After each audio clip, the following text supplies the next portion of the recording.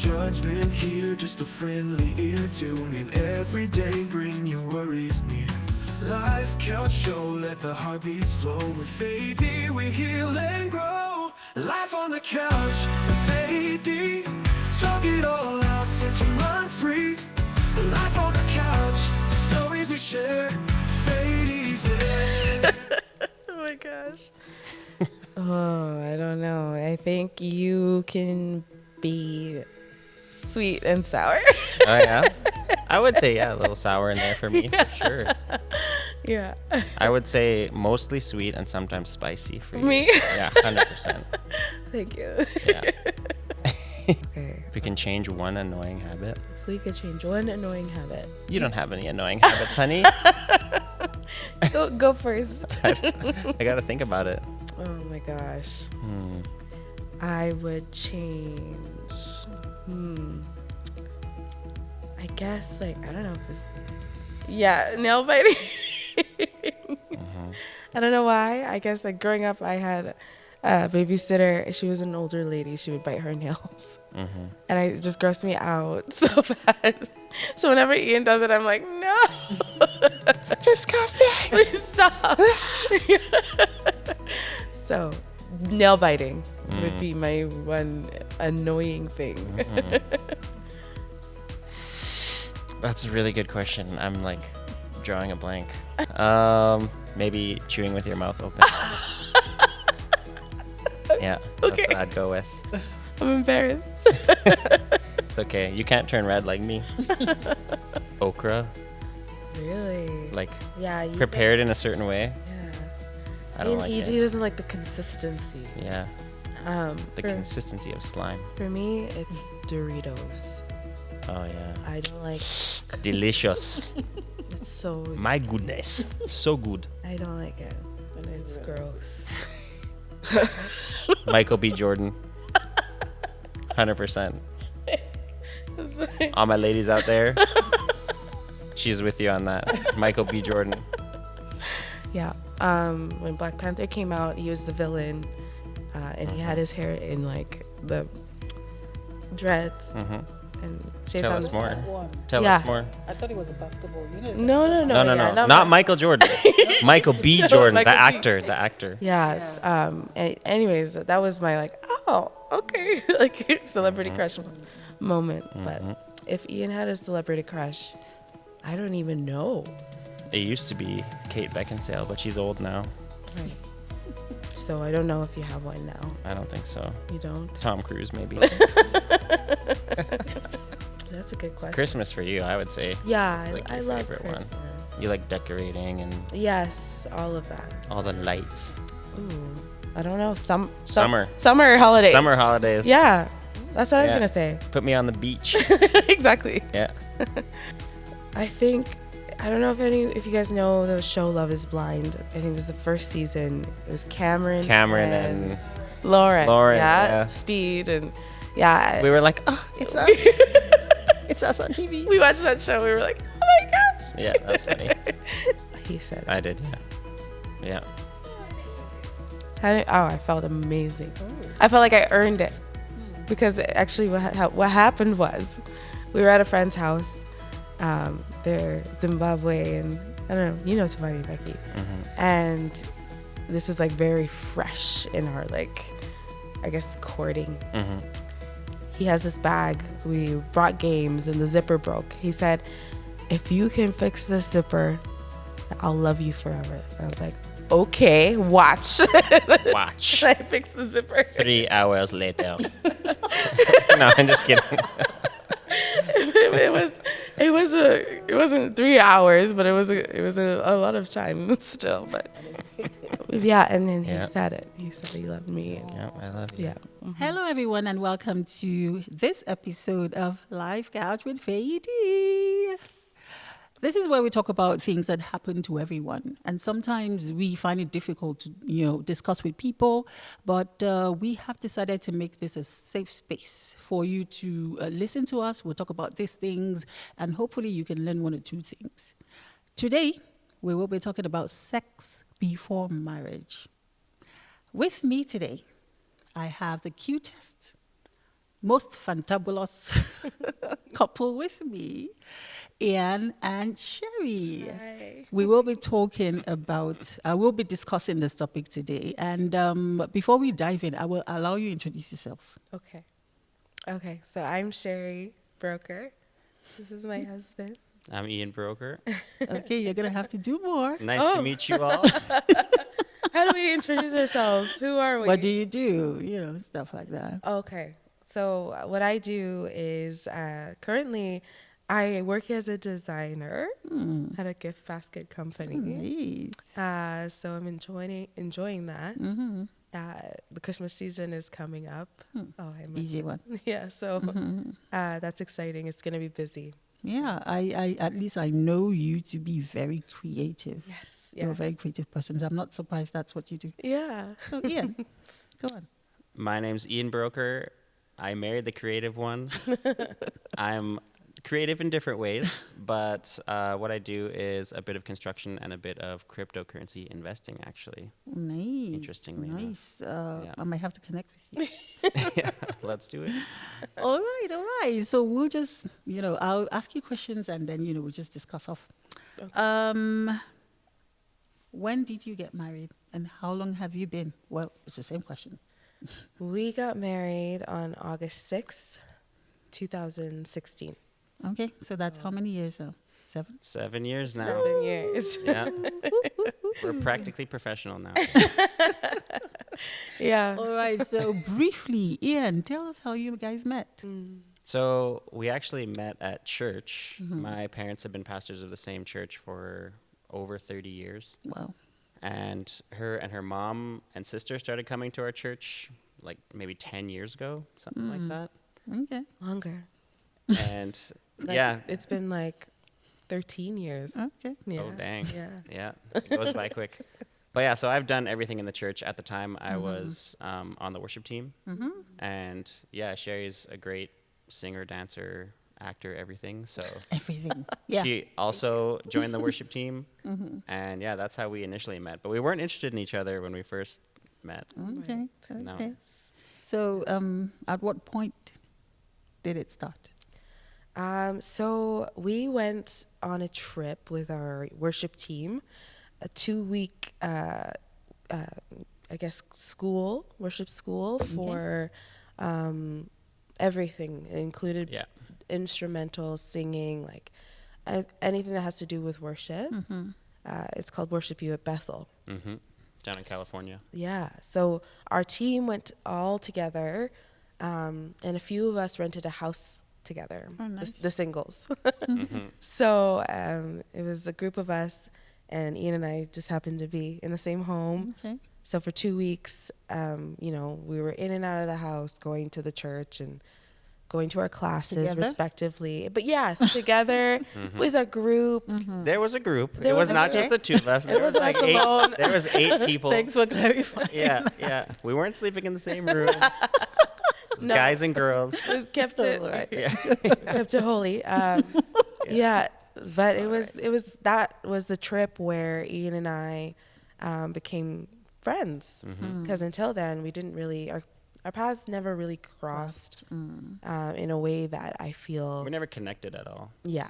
We just crossed paths, basically, Right. doing Okay. one thing or the other on the worship team and at church and stuff like that. But yeah, Right. it was kind of there that we got to actually hang out and get to know each other a little bit. And Yeah. Okay. Sherry realized and understood after that I wasn't a jerk. She thought that I wasn't a crazy pastor's kid. Yeah. Yeah. Because that's what everyone tells you. Stay away Gotta from watch out for those guys. the pastor's kids. Yeah. Okay, so how did that friendship become romance? Oh my goodness. Over Yeah. over the next number of months after that, because we were on the worship team together, Yeah. and then we got to know each other. We actually lived close by, Yeah. Okay. and so her and her sister, at that point, we were doing music practices till like 10:30, 11 o'clock at night, which you would remember. Was part of. Of course, you remember.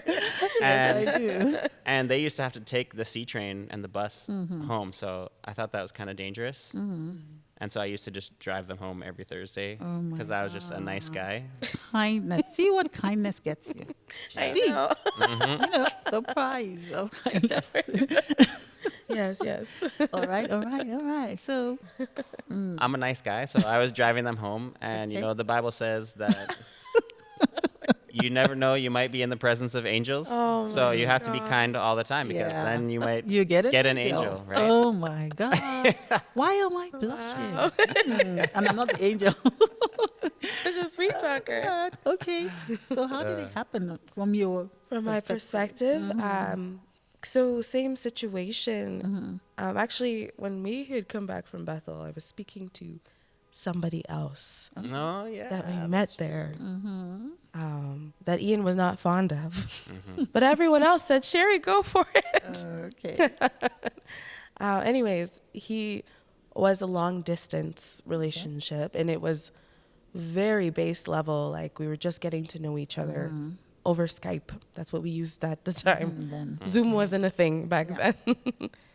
Anyways, during this time, Ian and I, again, were going to rehearsals with one another.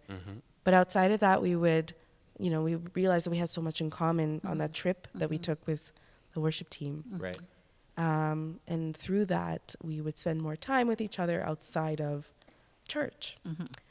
Different things that would come up, like Ian was taking a course, landmark course that he was graduating from, and invited me and a couple other people to come and, you know, watch and take part in that. So yeah, we just kept finding reasons, just so happened, you know, to be around each other outside of church. Yeah. And yeah, and then eventually that friendship developed. into something. Okay. So, at what point did you, Ian, realize I will marry this lady? That's a great question. I'm not sure there ever was a specific point. I remember when we were first, because we were friends, and then Sherry was actually the one who said, hey, there's something more going on here, so we need to make a decision, and you need to acknowledge that something's going on here, Yeah. because we can't just keep going on like Yeah, this. you have to define With it. me not, with no definition and with my indecision. So it was at that point, I think we took a week where we just didn't talk, and we kind of, it was like the longest 7 days of our lives. No, but we just took like a little bit of time and kind of prayed, and then we came back together and started having some serious conversations where we were talking about things like the age gap between us, because she was 19 and I was 25 at the time, and so I'm like, you have your whole life ahead of you. Like, Yeah. you might want to go to school in Toronto, and I have a business in Calgary, and so we started having these serious discussions, and then that led into other discussions where I was like, I don't want to kiss on the lips because I know that if I do that, then I'm just going to want to like go way farther. And so if we want to set respectful boundaries, then we just need to put the fence way out here, which for you is really strange. Yeah. Because like culturally for you, your family's always like, oh, hey, like, how's it going? Kiss each other on the lips, right? Just to For me, it was like a really intimate thing. Exactly. And so even just conversations like that we started having, but it was all with the intention of like, if we're going to start dating, we're dating with the intention of getting married. We're not just dating because we want to date another person. Yeah. Because that just seems like a waste of time, and we've both dated people, and it's just like not worth it. So yeah, we really set that intention kind of out front. That's really good. So this is how you know. So where I come from, we call them efikos. You know, you like. So here we call them bookworms, right?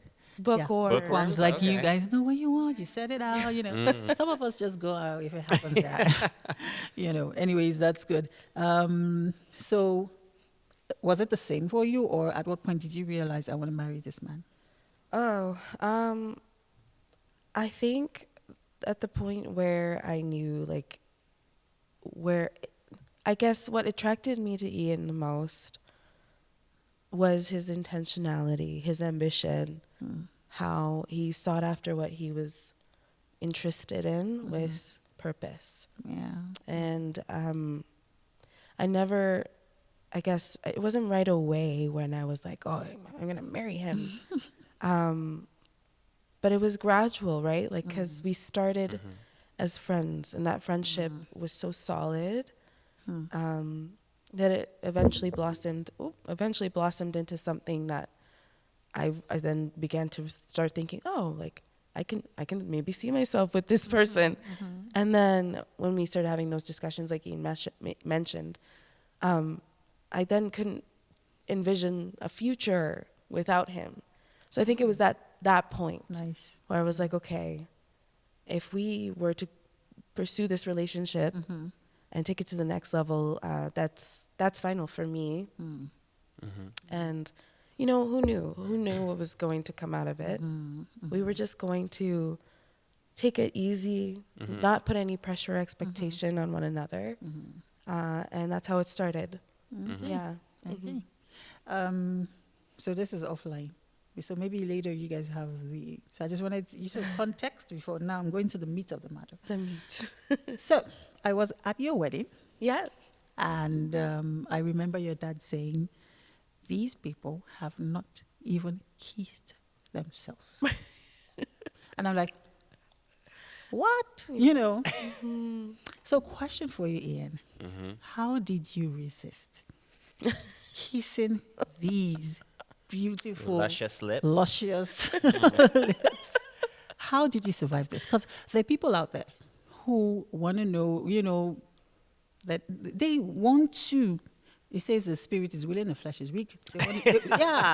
They want to stay away, but they can't. So how did you do it? You have a very beautiful person here. It's true. Right? Thank you. That's a really good question. I honestly can't chalk it up all to willpower.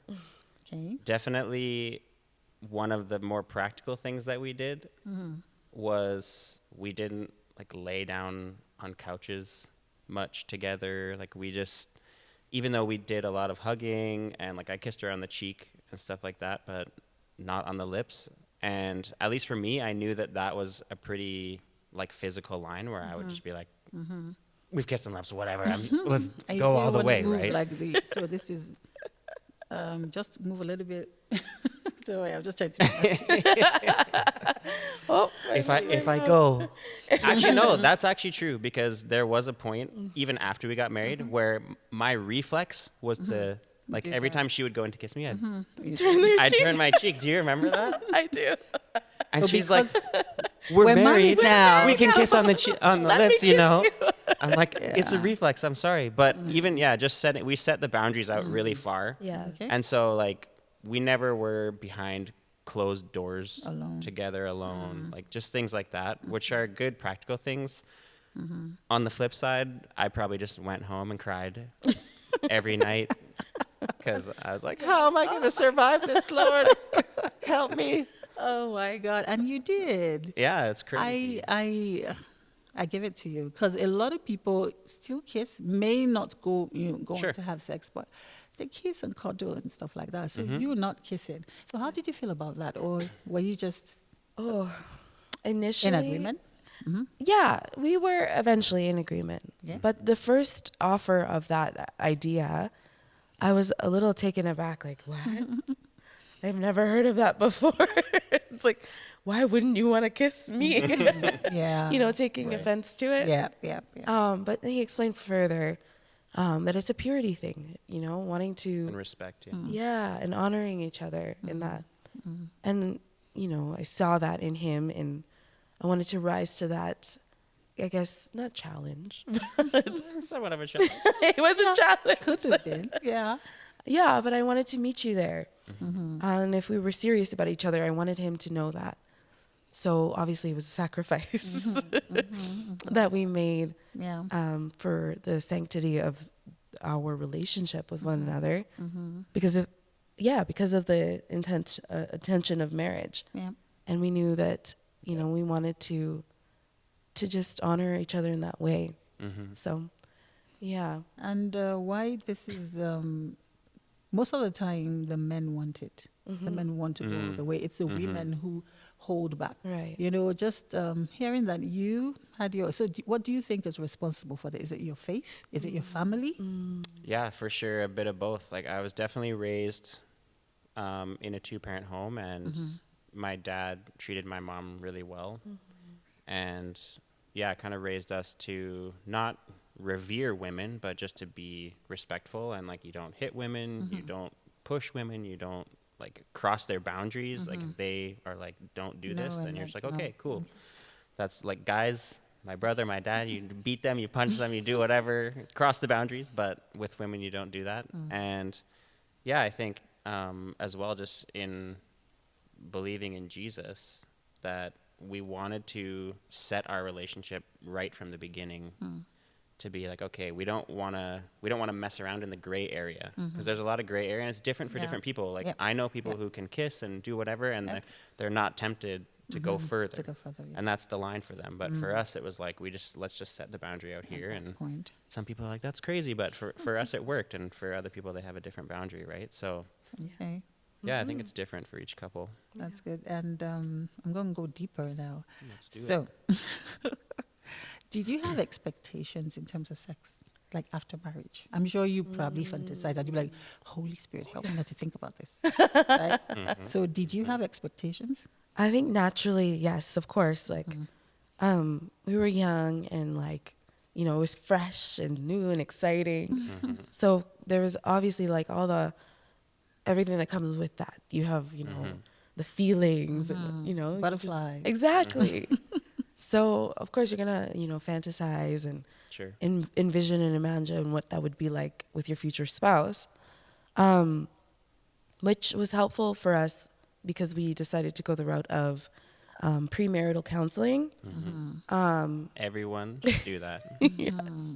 It was good because it made you feel natural, like, you know, normal about having those thoughts and having those feelings. Like, it's not necessarily sinful, like, if you don't act on it. And being with him, like, there were times, you know, where you're like, oh my gosh, like, I don't know how to like act right now, how to be around you.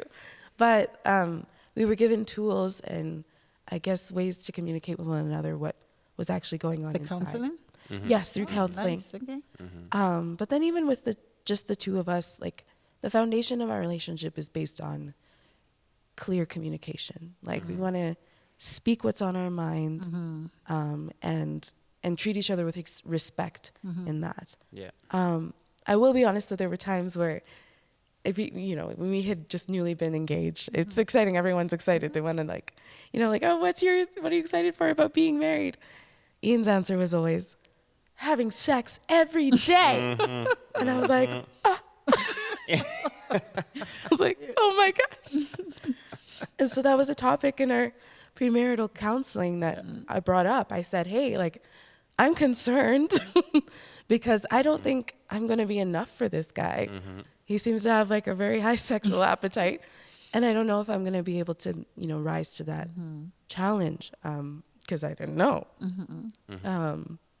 So initially, I was very unsure about my preparedness. Okay. Expectations were, I felt like they were just high, and but it was nice to have someone to go to with that, to say, hey, that's okay. Like, understanding, like, you know, he has his own desire, appetite for sex, and I have my own, and those are different, and not to feel the pressure about it. So definitely talking about it helped. Okay. Yeah, I think that's my answer. Yeah. It's like anything else, right? You have to communicate about it. Yeah. Otherwise, it just like, if it's not what our marriage counselor said, actually, just in marriage and in general, is like, if it's not growing, it's dying. Because that's the way. Yeah. Stay like, still or whatever. No. It's not on the fence. If it's being stagnant, it's just slowly dying. So if it's not continually being communicated about, and if you're not intentionally growing your relationship, your communication, your sex life, like all of that stuff, it just kind of slowly gets put on the back burner, right? And life gets in the way, and then So your expectations in terms of how you fantasized or how you thought you'd enjoy it. So where I come from, sometimes they're like, I want to test what I'm getting into. Right. You know? Yeah. You didn't do that. Nope. So were your expectations met? It's a great, really good question. I think What are you gonna my say? expectations were met. Maybe not your expectations. Oh my and I think gosh. that maybe I set the bar of the expectations Oh yeah. through just like bravado and being like, oh, it's Yeah. gonna be this and this and that. Of course. Okay. Yeah. So yours were met? What about you? So, like I was mentioning before, I didn't think that I was going to be enough for Ian, just based off of what he communicated early on in our engagement. I was expecting that he had a higher sexual desire for sex Just than a I did. ravenous animal. Yes. So I was like, uh-oh. And then we got married. Honeymoon was amazing, right? Like, fireworks. And then we got home. Back to normal life. And Ian was tired all of a sudden. And I Working couldn't long understand hours. why. I was like, was it something I did? Yeah. You know? And I really struggled with that for the first year of our marriage, like in a big way, because I felt almost like embarrassed, you know, or like alone in it. Didn't know who to go to with that, because the assumption or expectation from beforehand was that, oh, he's going to want it all the time, every day. And you were kind of like gearing up yourself for that. Exactly. Yeah. So Well, and then there's a bit of like, especially for women, like value there, right? Where it's like, you said Is you it were gonna me? want me every day, all Yeah. day, and like that. So Am then I if that's no not longer being there, if that, attractive? if that's not there, it's like, Yeah. is my makeup on funny? Like, what's going on? Right, It's what's like, is going it my But body? Is even it me? Or did I without make you angry? makeup, Yeah. Sherry Oh is- yeah. Heck yeah. How do you do that? Yeah. I don't know. Oh, that's my parents think my mom for my features. And Yeah. your mom, by the way. So yeah, she's a catch. Yes. Got it from your mama. Yeah. Yeah. No, but I agree. Like, I think you're right about what you mentioned. What was it? Something about women Just the value, value. Value, Yes. right? Yes. especially if that bar is set there, where it's like, I'm so ravenous for you, and Yes. da-da-da, and that's what you're expecting every day to sustain, right? Yeah. Yeah. Yeah, and that's one of the fear people have, or one of the fears people have. Just after marriage, you find that it's not what you thought it would be, Right. or you find that you're not sexually compatible. And I have heard or even seen marriages that break up because of sex, and I wouldn't have even believed you because the fact that you could have, just held back. Yeah. That's a lot of discipline. That's a lot of, well, you say you won't say will or whatever, but I think there's a lot of discipline. So how did you get over that? Because there are people out there who probably have waited like you, and they get married and they find, okay, I expected more. Right. And this is not just, I don't feel valued. I don't feel loved. I feel like, does he not love me or whatever? How do you get out of that? Well, okay, so I guess I'll go back to when we committed ourselves to each other. The day we got married, in our vows, we said, I will never divorce you. So that means, like, on all conditions, right? Yep. And that's sex or no sex. And, like, of course, expectations are just that. It's just what you expect. When you walk into marriage and something doesn't meet that expectation, I don't think that that's something that should hinder you from still pursuing that person. Because it's the person, even before, outside of marriage, when we weren't having sex, that I was still pursuing. Yeah. And then when I found out that, in turn, I was the one with the higher sexual desire, the need for that, I actually, like, it took me some time, because I took offense, obviously, and I shut myself down in terms of emotion, and I faced some rejection from time to time, and that was hard, and it made me resentful. But we would talk. We would always talk about it, always communicating. Yeah. And there was, there was just this open floor for just discussing and being free about those kinds of things. I'll be honest, like, it took me some time to actually step into humility about my situation and come to God and say, Lord, like, I want this to work more than I want my sexual desire to be fulfilled. So whatever that looks like for coming from you, if that means you need to help me, not need it as much, like, show me how, like, put me in the right direction.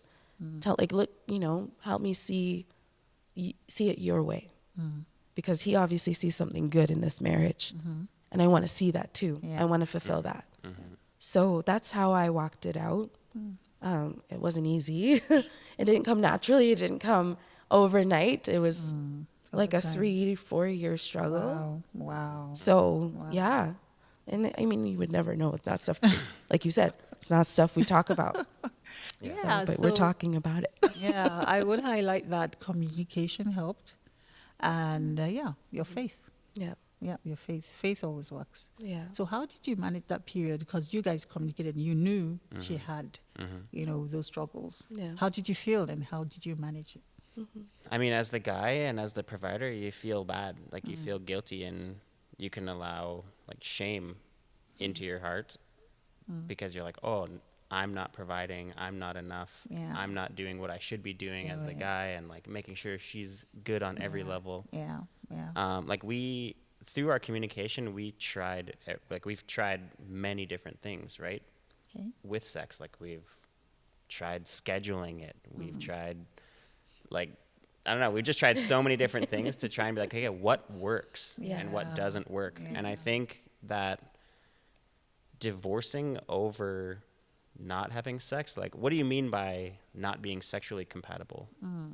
That's Are you asking me that question? yeah, like, literally guy doesn't fit, or, like, what do you mean?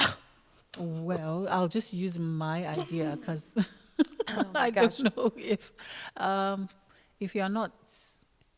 I feel like the situation you guys had, you weren't compatible at a point in time, but you guys worked it out. Compatible means you have the same level of libido.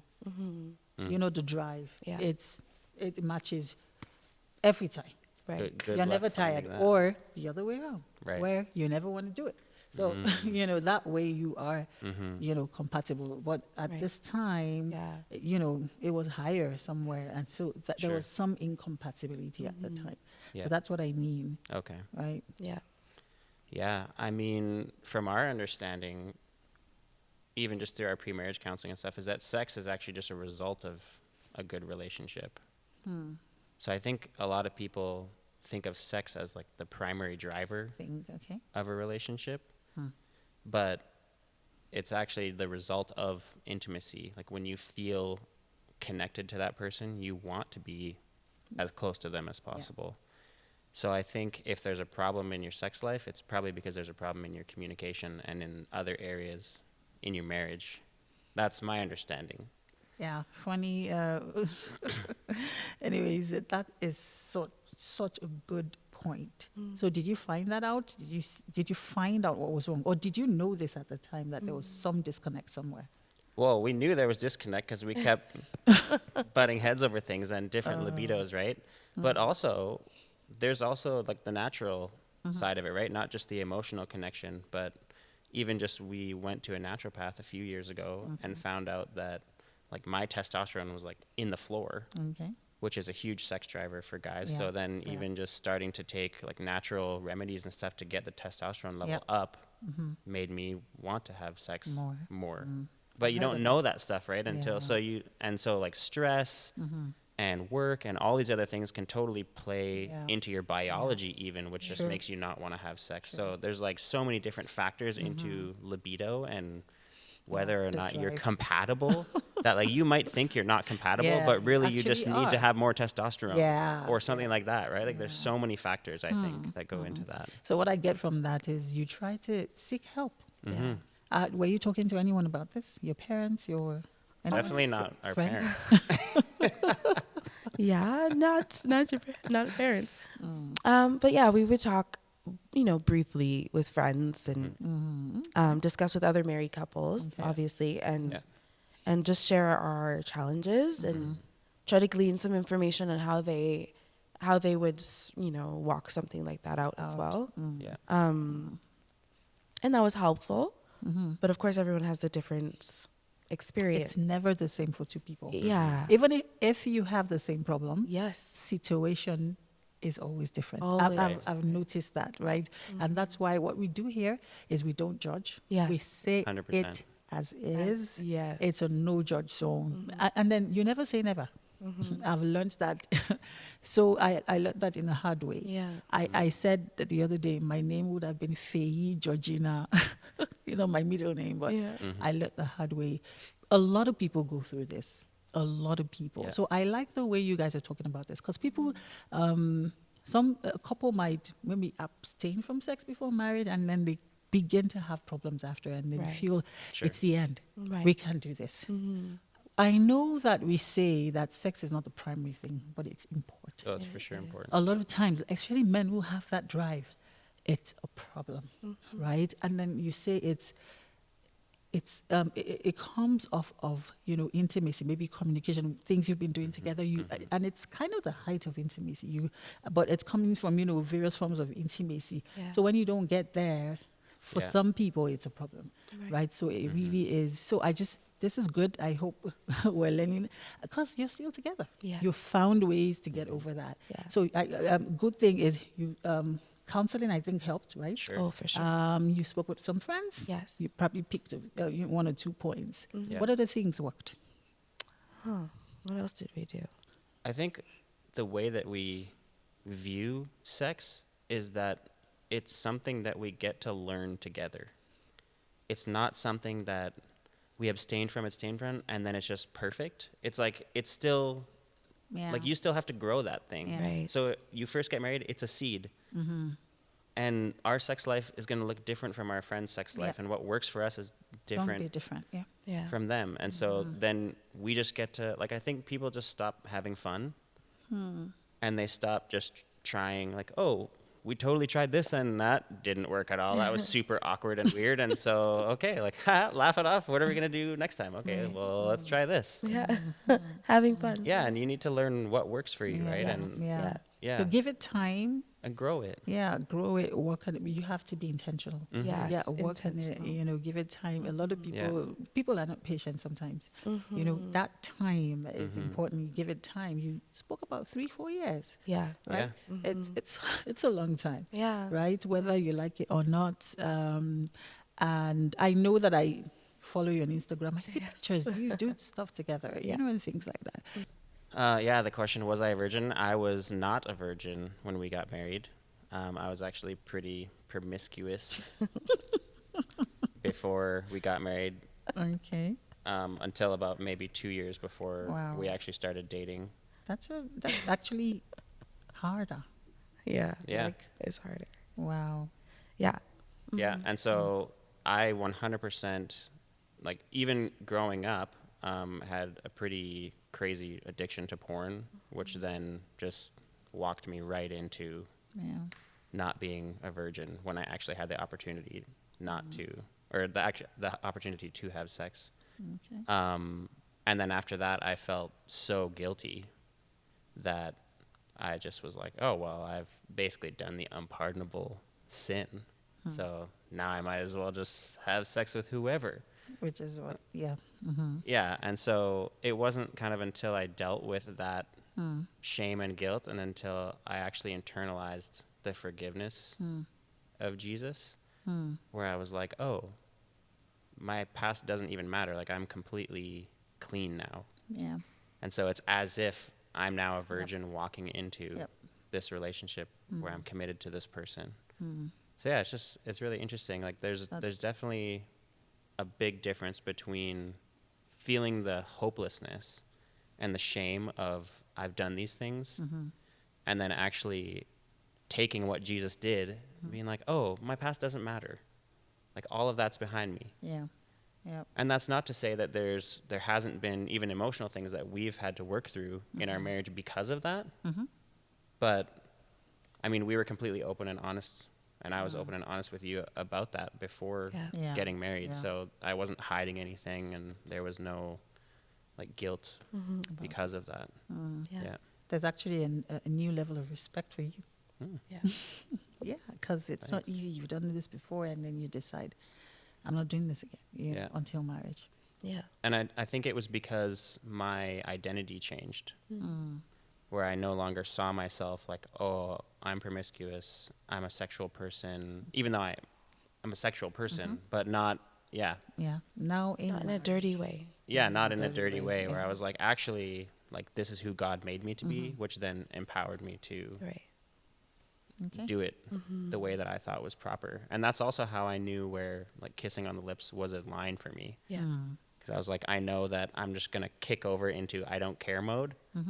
And my, And then like, go out. yeah, Go all the way. like, I'm not going to be thinking with my brain anymore at that point. So that was also another reason why I could be like, okay, I need to set this line Okay. here. Yeah. So do you think the experience helped you to stay away eventually?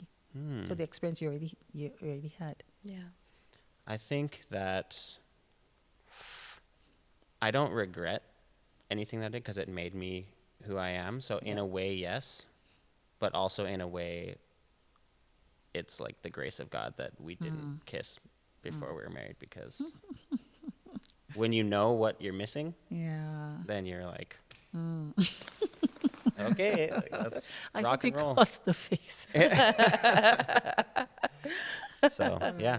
So I have another question, but I'll let you answer that question. Right. So any advice? Same boat as Ian. Actually, you would be surprised because it's not something that I let hinder me in moving forward in my faith walk and my relationship with Ian and my relationship with his family and just my relationship with myself and God. And I, walking out of those past relationships, understood something about myself, same as Ian, identity-wise, Yeah. right?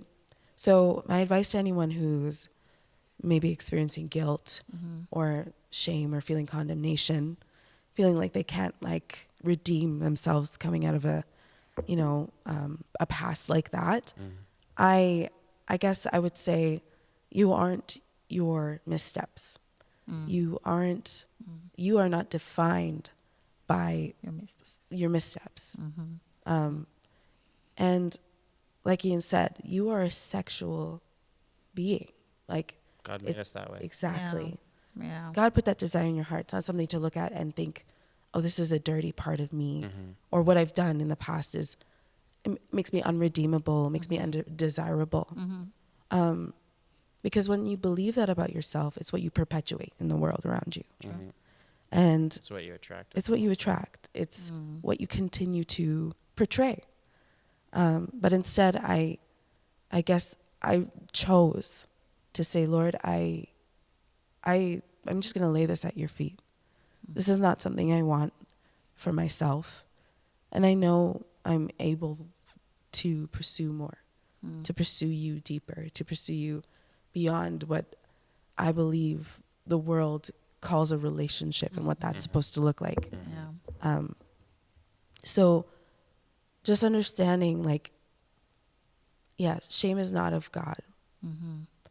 When you feel guilt, that's not from the Lord. True.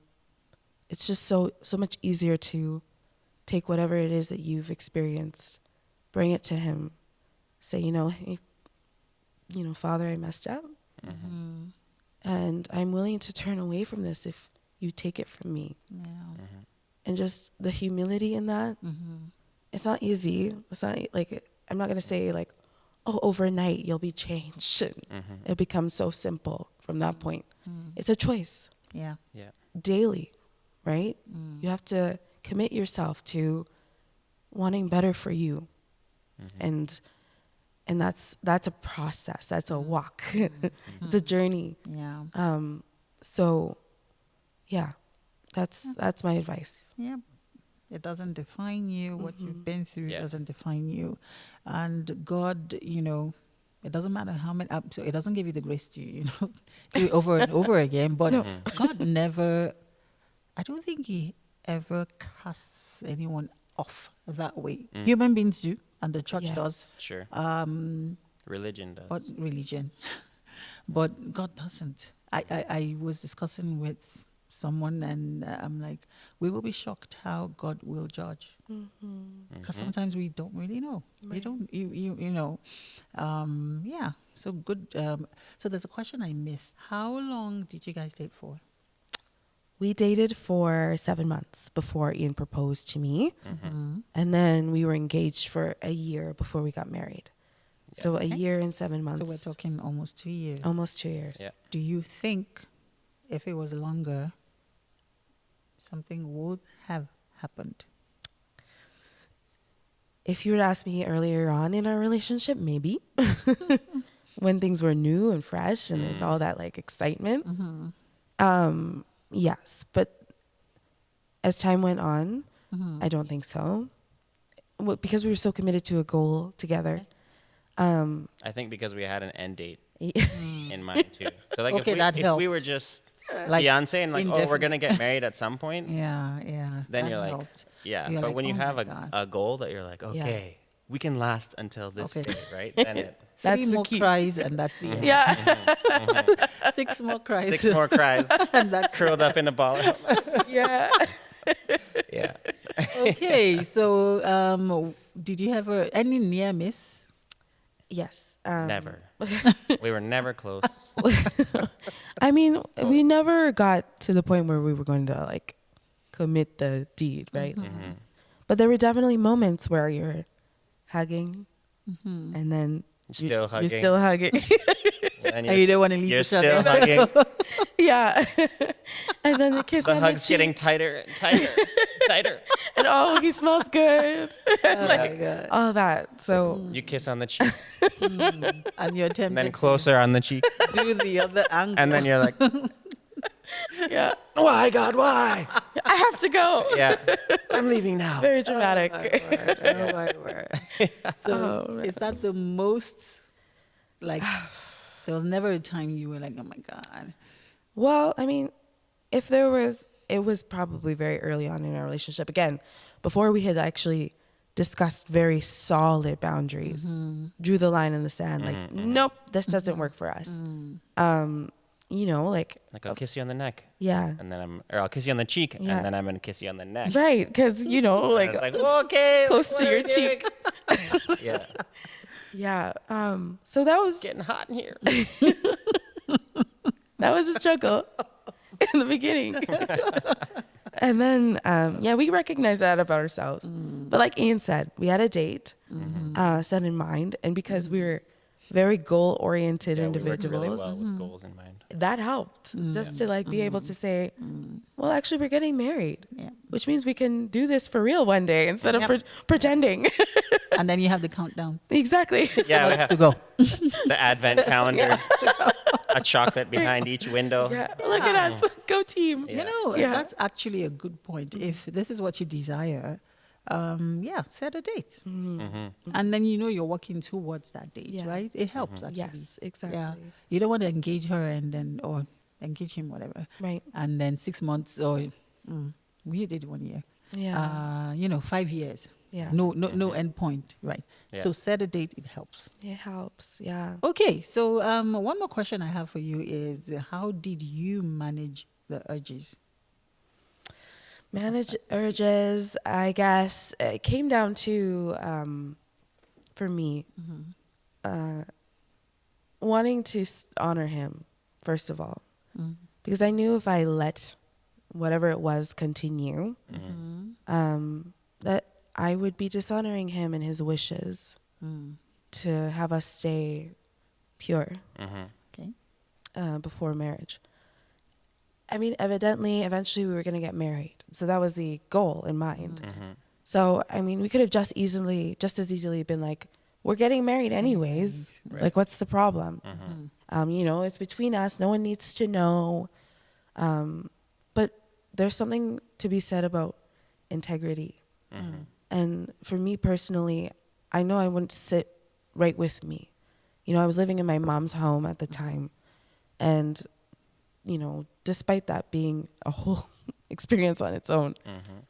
I wanted at that moment, I guess, in my life to see myself differently, to know that I could say that I was going to do something and accomplish it. And yeah, and in contrast to, again, relationships I've had in the past where that wasn't the situation, where it was like, oh, just immediate gratification. Like, this is what I want it now, I'll get it done, over with, we're happy, like, move on. Like, it's not a big deal.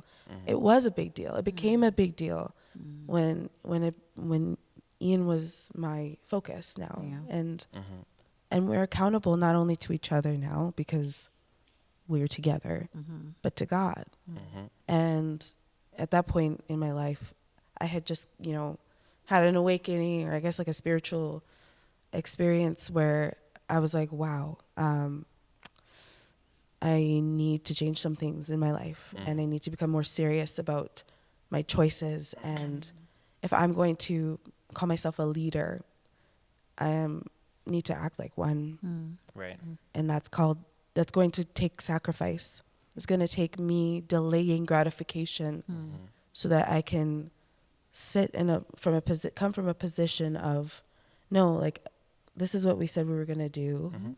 And as your future wife, I want to honor our commitment in that. So that's how I guess, once, a few near misses or whatever happened, it was actually in the middle of a heated experience where I was like, no.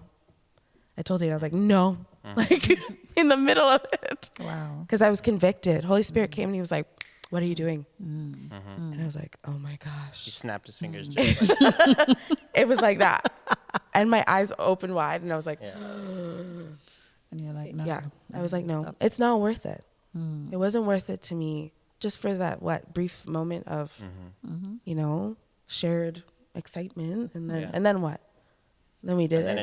it would just go further. Exactly. It could go further and it could go further. Yeah. Yeah. So that was my experience with urges and how I moved from that. I think that's really good, babe, that you said that. And like the honoring piece. And I think that was a big part of it for me too, is being like, this is what I said I was going to do. And so I'm going to be a man of my word, stick to that. And then as well, I think that we often don't, like, our culture is just not used to value anymore. And what I mean by that is the value that we put on things is actually based on the sacrifice or the work that thing took in order to attain. And so we kind of throw sex away, and that's what we're taught through the media and all this kind of stuff. And we just throw our virginity away, or we throw our sex away, just like it's nothing.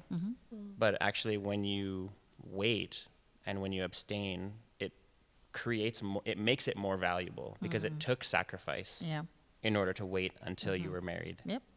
And we're not taught that. We're not taught that, like, having a ring that was my mom's, and this isn't our story, but having a ring that was my mom's that I had to take around the world, and just like whatever it took for me to keep that ring in order to give to my future wife, let's say.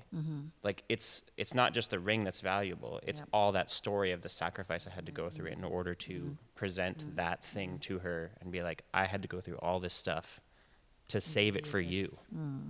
Right? And that's what makes it valuable, is the sacrifice.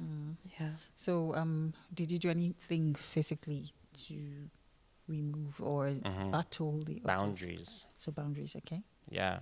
Because if you set your boundaries, if you have a house and the house is the deed of sex, let's say, and you set your boundary at, I go all the way up until we're literally knocking on the door and like our clothes are off and we're like about to do it, you've already gone too far. Like you need to put your fence, like you need to have like this, there's a gated fence out here before you get to the door, before you're all of a sudden there and you're not thinking rationally and so that's, and even like I can't stress that enough for even urges, right? Because the urges would just get stronger and stronger and stronger the closer you get to the house. And so if you set the boundary out far, then you're not dealing with the urges as much because you're just like, oh, Mm-hmm. we don't let it get that far, and we respect each other in that way.